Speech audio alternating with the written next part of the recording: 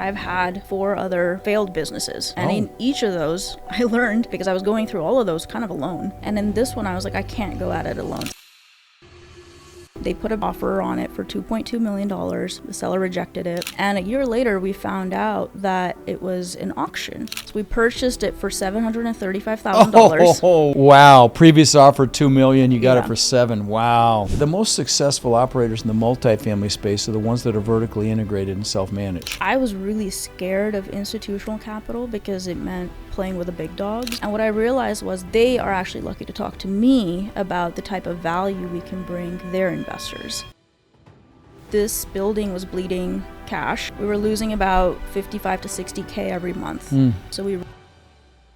Welcome back to Multifamily Rockstars. So as you guys know, this is where we deep dive into our guest deals and give you practical and actionable advice for getting started, especially if it's your first deal, and especially if you're brand new to the business. And this is in my studio today. I've got a warrior that came in all the way from California, which I'm honored about. And we're going to talk about senior housing today, which is like a passion project for me at this point. I'm really very, very interested in senior housing. Have a facility under contract we'll be closing on in a week or so. I've got Radhika Rastogi here, who's the co-founder of Relik Capital, and she is now in a portfolio of 215 senior housing units, and we're going to have some fun today. Welcome. Thanks, Rod. I'm so happy to be here. Yeah, so why don't you, I know you come from the is it medical space or IT space or a combination of the two? Why don't you give us a little background on you and why real estate and now why senior housing? Absolutely. So I've been in IT consulting, a tech consultant in the healthcare space for the last decade, and I loved it. I mean, I still love it. It's a great place for me to learn what my clients want, understand what's happening in the healthcare market, especially around Medicaid. But when I had my second child, which was last year, I started to realize that it really was difficult for me to balance my time and balance my personal life, which is what I want to do, and spend more and more time with my family. Mm-hmm. So I've also been investing in residential real estate for about 9 years. Grew a small single-family portfolio, did quite a big... In California? In California. Okay. Did a big renovation project and really started enjoying fix and flips. But I knew I couldn't do that with my job, and that was just so active, just wouldn't allow me to really focus on my family. So I was listening to your podcasts and watching, reading your books and such, and I realized I needed a way to scale. So for scaling, I started researching multifamily, but what started tugging at my heart was actually senior care, because my background in healthcare, my experience with Medicaid, and my passion for real estate, it was a perfect blend for me to dive into something I already understood from a domain perspective. Domain perspective. I was thinking website domain. It's funny. I was threatening to get it. You just triggered a memory. I was threatening to get into this business back in 2007. I actually started a senior housing company. I got the domain name. That's what triggered it. AffordableSeniorHousing.com. Lost it. Or gave it away. Just didn't do anything with it. But yeah, I got certified as a ALF administrator here in Florida. Did a 3-day class. This back in 2007, 2008. Because I love the elderly too. And yeah. So how did you get acclimated to our ecosystem? Well, you started listening to podcasts. Yep.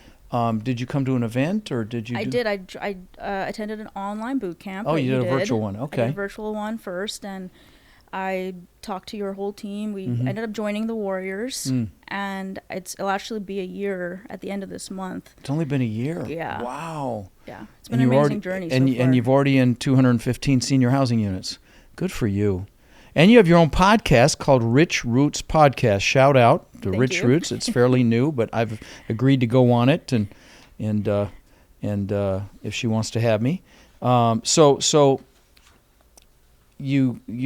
senior housing is a perfect fit. You come from the Medicaid space. You obviously care about seniors. I think. Would you agree that you need to care about seniors to get into the senior housing space? Absolutely. Yeah. I think if you don't do that and you're just in it for the returns, it's not going to work. No, I agree completely. So let's talk about this first deal. It's the one in Savannah, Georgia we talked about before we started recording? Yes. Okay, so tell me about it. So this is a 35 unit, 46 bed, Class B memory care facility in. Oh, it's all Savannah. memory care. All memory care. Okay. And it's an interesting story because I ended up just getting pulled into this deal sort of towards the end. From Warriors? From the Warriors, Mhm. yeah. So they had actually been chasing this deal for over a year. When it was on market a year ago, they put an offer on it for $2.2 million. The seller rejected it. And a year later, we found out that it was an auction.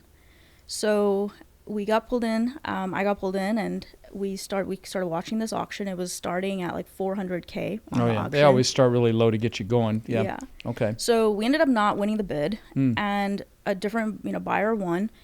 Ended up pulling out 15 minutes later after the auction. The ended. buyer did. Yeah. Oh wow. So we had already built a rapport with the lawyers and the attorney because this asset was actually going through bankruptcy court as well. So they ended up approaching us and saying, "Hey, are you still interested in buying the asset?" So we purchased it for $735,000. Oh wow, wow! Previous offer $2 million. You got it Yeah. for $7 million. Wow. Yeah, and That's fantastic. that it definitely had a big opportunity and therefore a challenge. There's that we work. had to It needs solve. work at that Yeah. price. Gonna need work. So it was, it had 17 people in the building when we took over, and we closed the transaction mid-March. We're about 3 months in, and we're a little over 56% occupancy now. Already got it And- up that high. Yep. And so, talk about how did you finance it? Talk about the mechanics of the deal.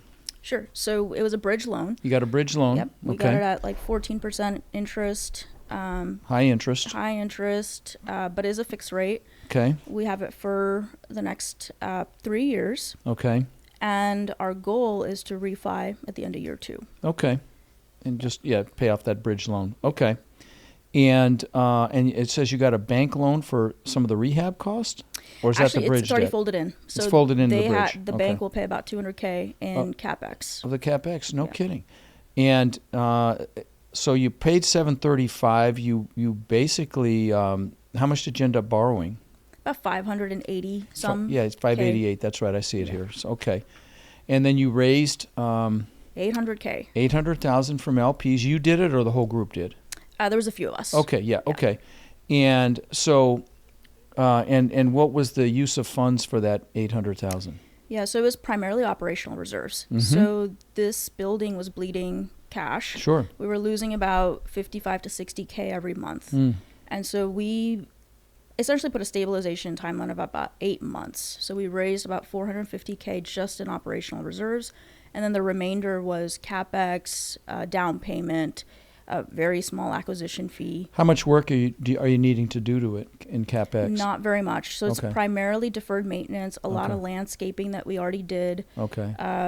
Power washing the sidewalks, restripping the parking lot, and new signage. I think big component of our marketing or our business plan on this asset was repositioning it and remarketing and branding it, because due to bankruptcy and what was happening with the old seller, it had a very bad reputation in the market. And sometimes, by the way, rebranding, guys, means you rename it so that you don't have all the negative stuff from the previous owner, and sometimes you have to rebrand, and so you did that. How did you find the deal? I had a warrior reach out to me because Okay. I was extremely active in our warrior assisted living WhatsApp group. Yeah. Okay. And so, they could tell I was looking at deals. I was asking all these tough questions about operators, about how to lend in this space. And one of my good friends, who I literally connected with a couple weeks into being a warrior, reached out to me and said, "Hey, we have a deal. Why don't you come meet Check the it out." team and see if you want to take care of this?" Okay. Fantastic. Okay. And so 34 units with 46 beds means some of them are shared units. Yes. Okay.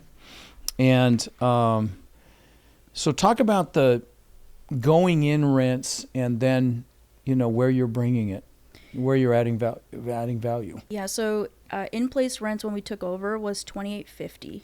Yeah, which is And- extremely low for memory care. Exactly. And market rate in that area for memory care is closer to $4,900. So we had about $2,000 that we could take advantage of.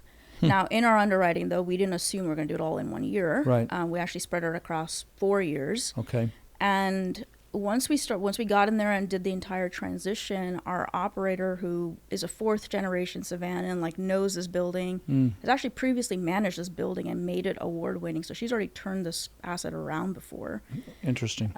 So sorry to interrupt. So what happened with the existing operator to have it? I mean, those low rents and 60%. What'd you say? There were only 16 people in there. Yeah. Were they tired? Were they burned out? What happened? What I heard from the broker or the lawyer, was the seller, I think, just got greedy, and they ended up getting rid of the operating company. Because at one point, this was a stabilized, well-performing asset. Oh. They got rid of the operator. It started to tank from there. And so, guys, the way this works is you can do the real estate piece, which is what I'm doing on that Pittsburgh asset, and they did on the Savannah asset, and then you bring in an operator.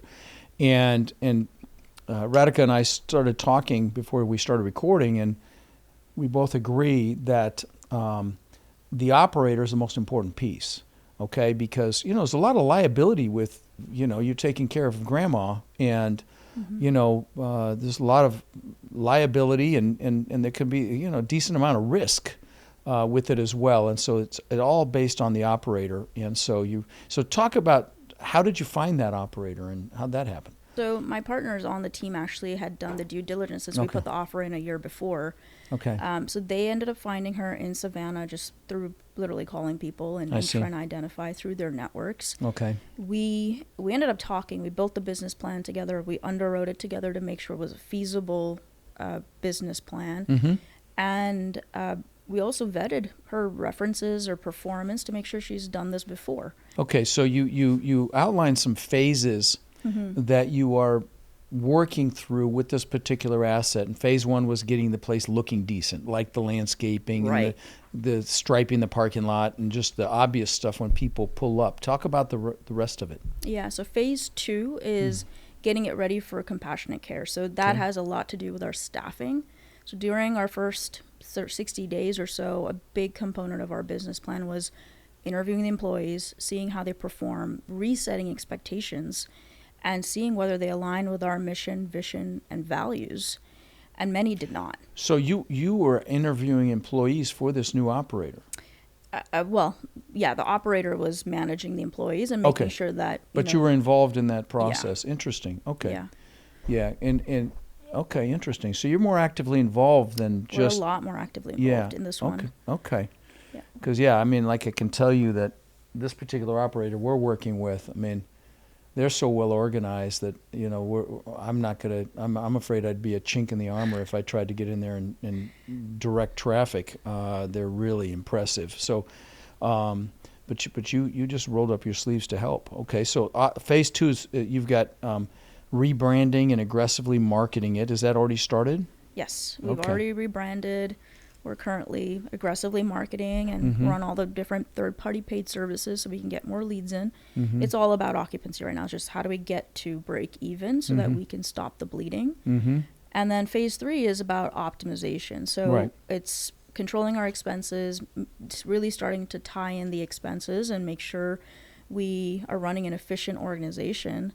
And a big part of that is we've implemented a few different systems. So we have a new CRM, new HR information system, and an electronic health record system, so that the current paper-based processes that exist in that facility can transition to be more automated, give our administrators more space and time to focus on resident care rather than more admin.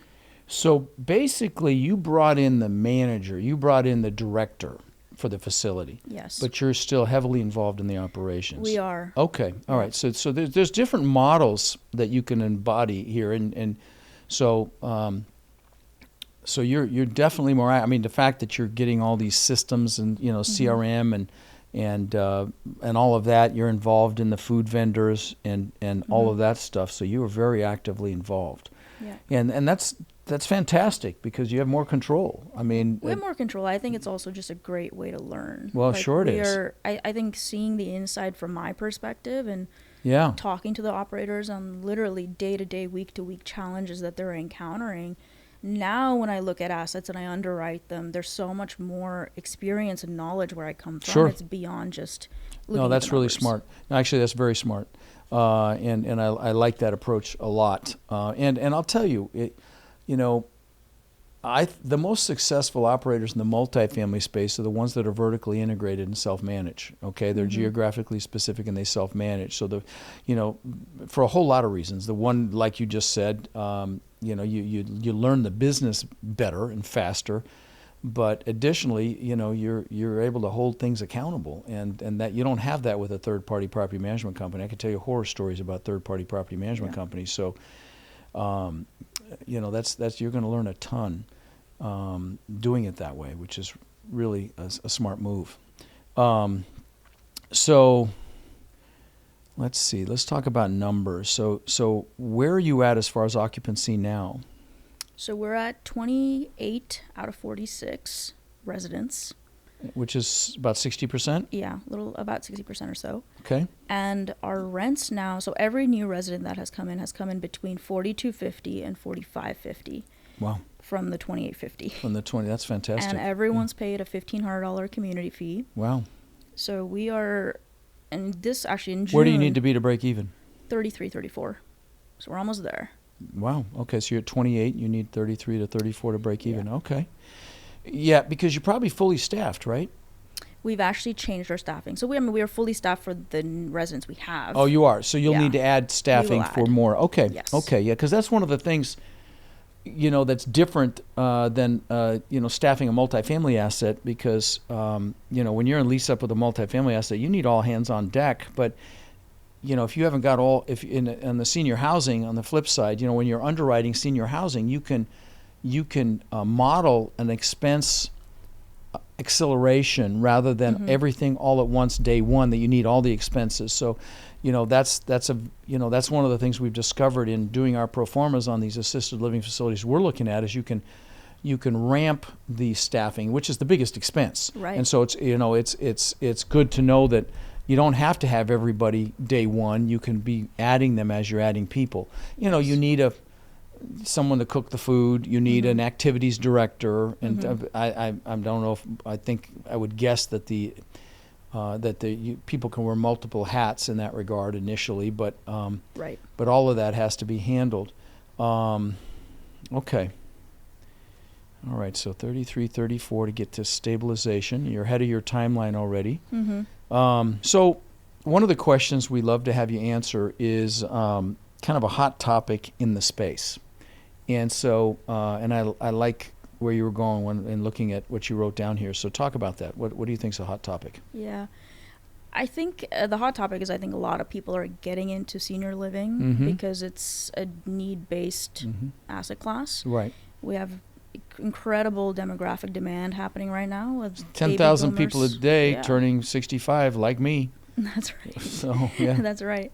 And the supply is extremely constrained, right? I think development would have to increase 3.5 times to meet today's demand. So correct. There's the macroeconomics makes sense, and I think people are interested. Oh, they way more than make sense. They are like exciting, very exciting. Yeah. So there's a lot of great returns, and I think the good thing is there's a lot of deals out there, and most of them can pencil out if you get the right operator in place.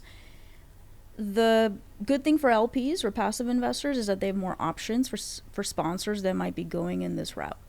Where I see a level of risk, though, is there's a lot of people transitioning from storage or retail or multifamily and coming into senior living. And senior living is very different. It's not just real estate. It's real estate, hospitality, and healthcare. Yeah. And as you mentioned at the top, healthcare is the biggest liability, biggest risk that we're taking on. So what I find is there's a lot of multifamily or different type of syndicators who don't even know the numbers well enough to go sell it to their LPs and speak We're seeing to it. We're seeing it. We chatted about it briefly before we started recording.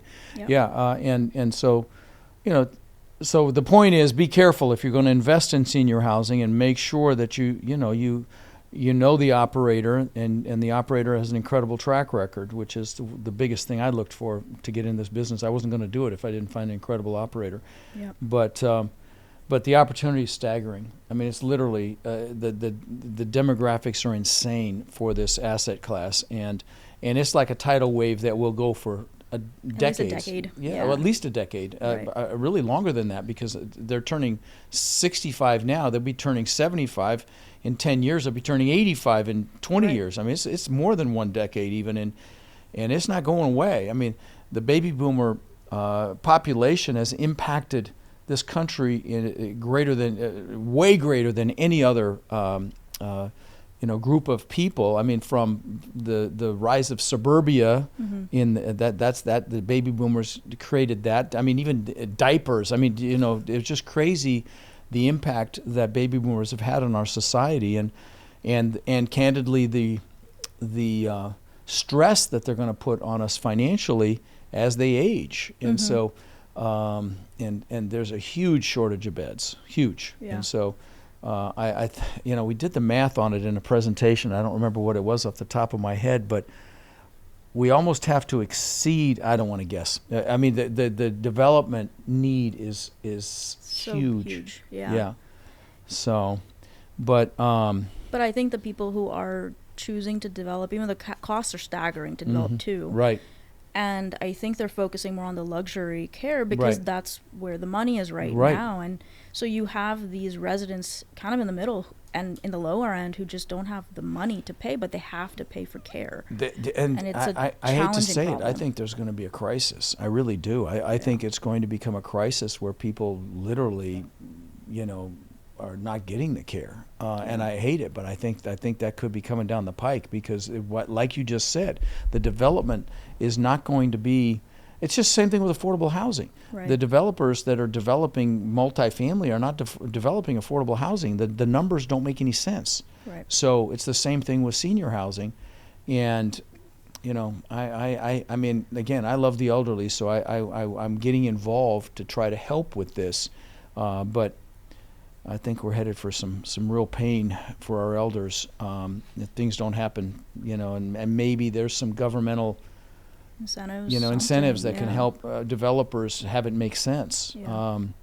But the thing you said about operators going into the business and things that I've seen is aggressive projections, overly aggressive, with thinner margins than they should be, and so one of the things that I noticed when in interviewing the operator that I like, and because the employee in an assisted living facility is not the highest paid person on the planet either. Okay, Right. and so one thing, and I've run some big companies myself, and one thing that is critical is to have a supportive, empowering educational culture where you're supportive, you're empowering your people, and the culture is really important. And I was super impressed by what I saw with the guy that I'm working with, but that's a critical piece, and maximizing tech and AI in this business. There's some really cool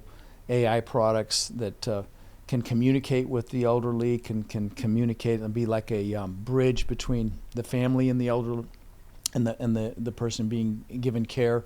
That's tech driven. So there's a lot of stuff that we're looking at to try to implement to lean on AI and tech to help with the expenses, but also enhance the experience. Yeah. Right? Yeah, we've looked at a few like wander management systems and wearables. I think it goes back to reducing your liability and risk, managing the risk from a healthcare standpoint. So yeah, we're also looking at quality tech. of care. Of course. Yeah, and quality of care. I mean, one of the things we looked at, which was kind of cool, was like a you know how you've got these avatars now and these funny things like the gorillas that are talking and the babies that are talking, and we even did a baby video just as a joke, but at some point I think that the quality will be good enough that like an adult child that's taking care of that elderly person, I mean, it's responsible for that elderly person, could literally have an avatar that talks to that elderly person and communicates with them. Wouldn't that be cool? Yeah. And I think that's coming. I don't think that's far off. Wow. And to help in, hey, Mom, did you take your medicine today? Did you do this? Did you do that? I mean, to me, that sounds really cool. So it's one of the things we were kind of playing around with and looking at. That could help from the social standpoint right. too. Well, that's the big, that's a huge piece where they're connected. Yeah. And that's such a huge piece where an elderly person's by themselves and the kids can't visit as much as they'd want to, and that was really kind of exciting when that idea got proposed. I thought, that's coming. I mean, I'll tell you, we did a video and talking about one of my boot camps, and it expired, and I didn't want to shoot it again. And we used AI, and it looks just like me talking, putting the different dates in, right? Didn't we do that? Yeah, we so I mean the tech is almost there. What type of listener do you think you would relate to you in your personality, for example? Yeah, I think there's two different personas or avatars. The first is what I like to call a professional who's at a crossroad. So this is somebody who's probably spent their time and climbed the corporate ladder. And I think as they've climbed, they've realized that they're making more money, but they're being more and more constrained on their time, and it's actually taking them away from their personal goals. And family. Mm-hmm. And the other is what I like to call the analytic skeptic. So these are what I have found, typically people like in financial services, data science, engineering, who are very numbers driven. They want to understand the numbers and the mechanics behind how everything works before they feel comfortable to either invest or partake in a deal. And both of these are my types of investors. Yeah. Yeah. So why'd you join the Warrior Program? I needed accountability, and I needed a network that I could tap into. Nice. Before this, I've had 4 other failed businesses. And in each of those, I learned, because I was going through all of those kind of alone. And in this one, I was like, I can't go at it alone. So I figured out, who do I need to come on the journey with me to help me be successful and frankly help our family be successful. And that's what drove it. That's what drove me. Yeah, by the way, if you are interested, considering getting some guidance like Radhika did here, so that maybe you can experience the life you want this year instead of 3, 4, 5 years from now, text the word crush to 72345, and just to see if the Warrior Program, might be able to help you get to where you want to be. Again, so text crush to 72345, and that's how you apply, and we check you out, you check us out, and if it's a fit, you're off to the races. And like I said, a lot of people think we just do multifamily. As you can see, we have a big senior housing contingent in here. We have a ton of self-storage. We have a ton of mobile home parks. We have hotel conversions. We've got industrial flex space. There are people so every asset class pretty much is getting covered in the Warrior Program, which is just extraordinary. So again, if you want to apply, text CRUSH to 72345. So what's next for you? We are actually looking at a few deals where we'll be lead GPing instead of co-GPing. Oh, nice. And we're going to take down our own deals. Fantastic. Take down some more senior housing. Yes. Okay. And you're not geographically specific, right? You're looking pretty much all over? Yes, but we are primarily focused on the Sun Belt. Sun Belt, right, right. Got it. Okay. And so, not the Warrior Program, the business is a team sport. You guys have heard me say it ad nauseum, okay, that it's not something you're going to do alone, which is one of the benefits of the Warrior Program, obviously. I mean, right now, on the multifamily front, we're at 265,000 units, I think, and I think it's closer to 280,000 units under my tutelage, which just blows my mind. But all those deals are done between warriors. These deals are done between warriors, and so it's a team sport. But people bring their superpower to that sport. So what's your superpower? 2 things. One is underwriting. So just like the analytics, you enjoy the analytics. Yep. Okay. I like understanding the assumptions that we're making and really, I think, focusing more on downside protection for the investor. Yeah. So a big part of how I underwrite is managing the risks and making sure we account for the types of questions that LPs are going to ask us when we pitch it to them. That's really my forte. And then the second piece is actually coordinating the entire deal. So finding the right partners to partner with, finding capital, whether that's retail capital or institutional capital, finding our lenders and putting the whole deal together. Have you brought in some institutional capital already? Not yet. We're actually talking to a couple of companies. You are. We've got a lot of listeners that have not done anything yet. What's an action item or something they could do to get started?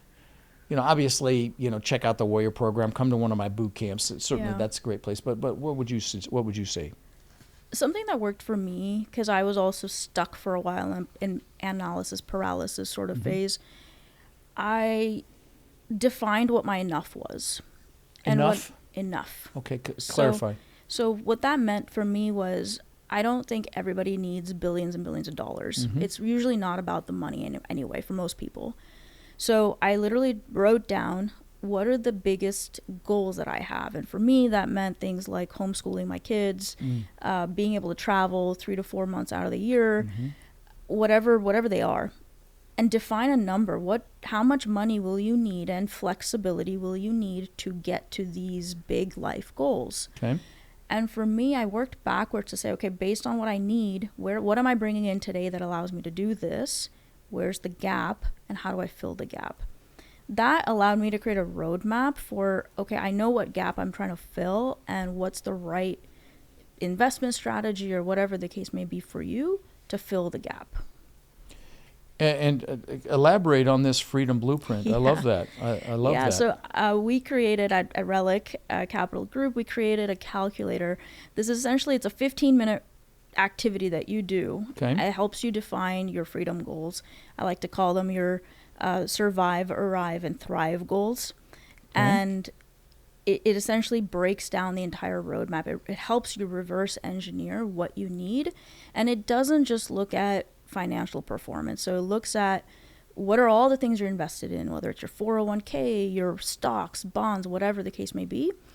And it accounts for, okay, if you were to syndicate, if you were to do a JV, how do these investment strategies fit together to get you to your goals? So it's a portfolio view to help you get to where you want to go. Like something a financial planner would do, but you've kind of put it into a program where they can plug in information. Exactly. And it spits something out. It spits it out, and it takes 15 minutes to do. Okay, what's the website it's on?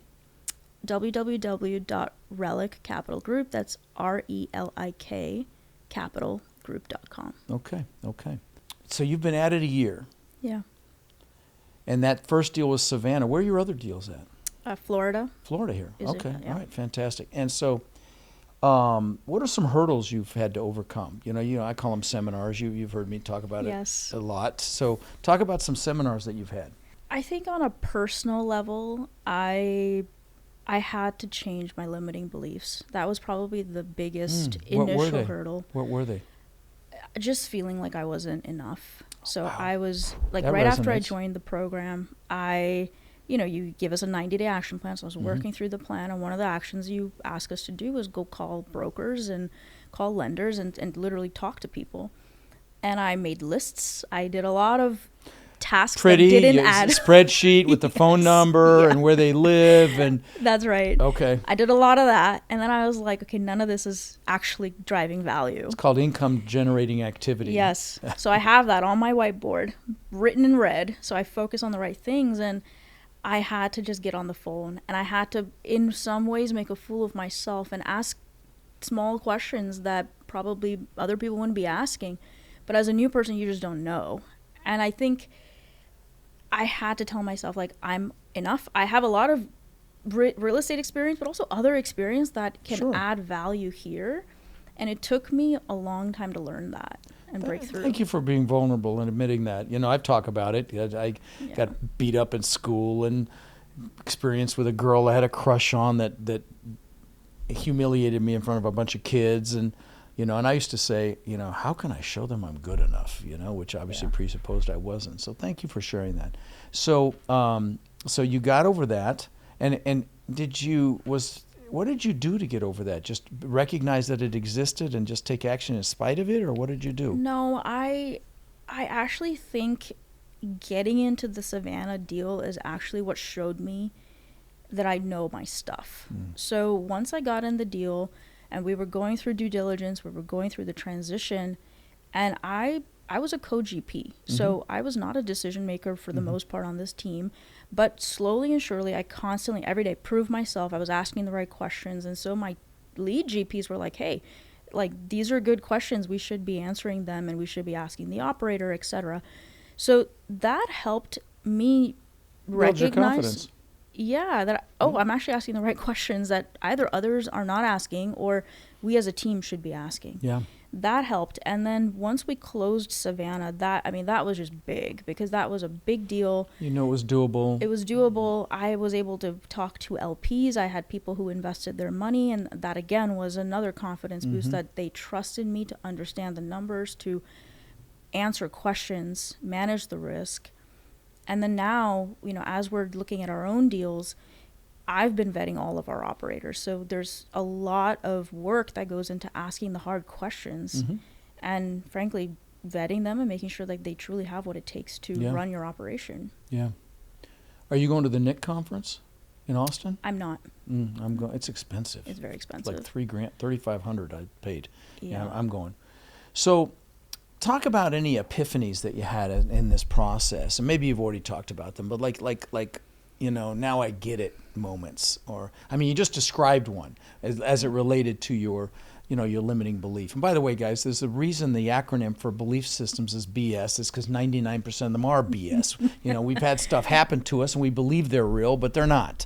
And, when you have them, I used to be afraid to raise my hand in front of 10 kids in a classroom, and now I speak in front of thousands in freaking flip-flops, So, you get past them if you look at them consciously and recognize that they're BS. But talk about any epiphanies that you had. I think another big epiphany I had was I was really scared of institutional capital because it meant playing with the big dogs. And I think I read somewhere, I was rephrasing why I thought that, essentially. And what I realized was they are actually lucky to talk to me because, one, most of these institutional banks or investment banks, family offices, many of them have focused on multifamily and some of these other asset classes that everybody else is already in. Very few actually have senior living deals. And if we do it right, our returns are slightly better than compared to other asset classes. So they are actually lucky to talk to me about the type of value we can bring their investors. That was a big shift when I started to think of them needing me just as much as I need them. It changed how I approached our conversation and asked the right questions to, one, protect. And it's the energy you bring to it as well. Yes. It completely changes the energy. The only caution, I want to give you a little cautionary, little coaching here. They very often exert control. So be very careful and with the documents that they bring you and how, because I remember we bought an asset in Lexington, and the seller didn't want to sell, and his private equity made him sell, and that's the one we bought. So just be careful with that. But okay, I have a lot of aspiring investors. They want to get into real estate. They want to do something. They know they need to do something with their lives. Speak to them. Give them some advice as to how to do something to take action towards their goals and their dreams that they haven't done yet. I would say if you can find a GP, and I've actually done this for a few of my mentees that I've had over the years. If you can find a mentor who's willing to just let you shadow and let you sit in on the meetings, let you do some of the small tasks on a GP team, like if commercial real estate through a syndication is for you, find somebody who could help you do that, because you are adding value to them by helping take some work off their plate, but you are going to learn so much by just being in the room and by absorbing the information and hearing the questions that are being asked. I think that's a much more powerful way to learn. Yeah, that might be easier said than done. The problem is you've got to get connected with those people. Obviously, it's easy in the Warrior program, but that might be easier said than done. I mean, have you discovered any meetups about senior housing? We have. And that's another good one. Yeah, there's meetups, and I would even say if you could do a JV, figure out a small way to get into a deal. Okay. you're a mother, Yes. you're an investor, you're married. How do you balance it all? I do 3 things. Okay. The first is when I started the Warrior program, Mhm. and it was a family decision to actually be part of the program. Oh, good. As I think you Good. say, it's a Should big be. spouse Absolutely. decision. A spouse has got to be Yeah. enrolled or involved, and Yeah. in fact, at the boot camp, we talk about how to talk to the spouse and Yes. get them, enrolled, because the family environment's critical. So that's really smart. You did that. Okay. Yeah. So when we were making that decision, I was very focused on, I have to put a routine that's going to be consistent and easy to implement every single day for me. And so for me, that meant from 8 p.m. to 11 p.m. every single day, I was going to work on real estate. No, that's good. The kids then are asleep at that point. Kids are asleep. Okay. And except for Wednesdays, which is my one day with my wife, where we get to watch TV and hang out and have fun. Nice. But the rest of the days are dedicated towards me focusing on our family goals. Grinding for a few years like most people won't, so you can live the Yes. rest of your life like most people can't. That's right. Because that's a big commitment. It Away is. from your spouse, every night doing that. Yep. Okay.